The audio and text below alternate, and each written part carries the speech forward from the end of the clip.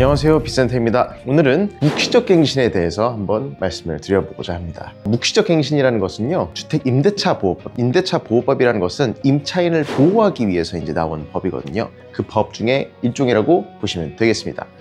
바로 내용 먼저 설명을 드릴게요. 임대인이 임대차의 계약이 끝나기 한 6개월에서 2개월 전까지 계약의 변경 혹은 종료 등을 임차인에게 통지하지 않는 경우 동일 조건으로 자동 연장된다는 겁니다.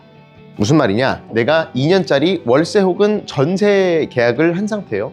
근데 계약이 끝나기 2개월 전까지, 그때까지 만약에 임대인이 임차인에게 통지를 하지 않게 된다면 계약을 변경하겠다 혹은 종료하겠다는 등의 내용을 임차인에게 통지하지 만약에 않는 경우에는 동일한 조건으로 2년이 연장이 되게 돼버린다는 겁니다. 그러니까 계약서를 다시 쓰지 않아도 동일한 계약 조건으로 2년이 더 연장이 된다는 그런 뜻으로 생각하시면 되겠죠. 근데 이게 제가 처음에 말씀드릴 때 주택 임대차 보호법이라 그랬잖아요. 그러니까 임차인을 위해서 보호하게 만들어진 법이기 때문에 임차인의 입장에서 조금 더 유리한 면이 있습니다. 묵시적 갱신으로 인해서 만약에 계약이 연장이 되었다라고 하면요, 그 상태에서 임차인은 내가 중간에 중도 퇴거를 하고 싶을 때가 있을 거 아니에요. 그러면 퇴거를 하기 전부터 약 3개월 전에만 미리 얘기를 해주게 되면 임차인이 나갈 수가 있게 됩니다. 굉장히 이거 좋은 거예요. 원래 2년을 다 채워야 되잖아요. 채울 필요가 없어요. 내가 3개월 전에만 미리 통지를 하면 바로 나갈 수 있는 거고, 그때 복비를 부담할 필요가 있다 없다? 없습니다. 개꿀이죠, 솔직히 얘기해서. 임차인 입장에서 어떻게 활용할지, 임대인 입장에서 이걸 어떻게 활용해야 될지에 대해서 좀 생각을 해볼 필요가 있어요. 임차인의 입장에서는요, 내가 살고 있는 집에서 더 오랫동안 살고 싶다. 그럴 때 굳이 임대인에게 먼저 연락을 할 필요가 있어요, 없어요? 없어요. 왜? 만약에 동일한 보증금과 예를 들어 월세라면 동일한 월세로 2년이 추가가 연장이 될 수 있는데 굳이 내가 먼저 임대인에게 이걸 물어볼 필요가 전혀 없는 거죠.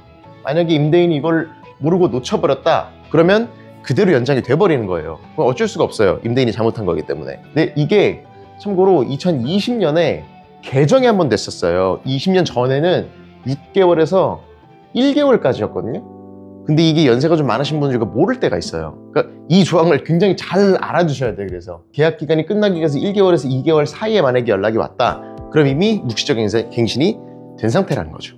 따라서 임차인의 경우, 예를 들어서 내가 이 집에 계속 살고 싶어. 기본으로 내가 2년을 살 수 있겠죠? 근데 여기에 만약에 묵시적 갱신이 되어버려요. 그러면 추가로 그럼 2년을 또 살 수 있겠죠? 여기에다가 내가 만약에 계약갱신 청구권을 쓴다. 그러면 또 추가로 2년을 더 살 수 있겠죠. 그래서 어떻게 총 6년을 거주할 수가 있게 되는 겁니다. 이 조항만 잘 활용을 한다고 해도요. 굉장히 임차인에게는 굉장히 유리한 법이다. 반대로 임대인의 입장에서 생각을 좀 해볼게요. 내가 임대인이라면 6개월에서 2개월 전에 반드시 통보를 해야 되겠죠. 근데 반대로 내가 활용할 수 있는 방법이 있을 수 있어요. 왜냐면 주변에 월세 가격이 그럴 일 많지는 않겠지만 월세 가격이 갑자기 엄청나게 확 빠졌어. 그렇게 됐을 때는 그 계약을 그대로 유지하는 게 임대인 입장에서 좋은 거잖아요. 그러면 일부러 내가 먼저 임대인이 이 계약을 연장을 하자 말자라고 얘기할 필요가 있어요, 없어요? 없어요. 묵시적 갱신이 돼버리면 되는 거잖아. 그리고 이런 케이스가 있을 수 있어요. 만약에 임차인이 내가 한 달 정도를 남겨놓고 갑자기 나간다고 통보를 해. 계약 기간이 끝나기 전에. 근데 1개월 전에 얘기를 하는 거라면 이미 묵시적 갱신이 이미 돼버린 거잖아요. 그 상태에서 바로 나갈 수 있어요, 없어요?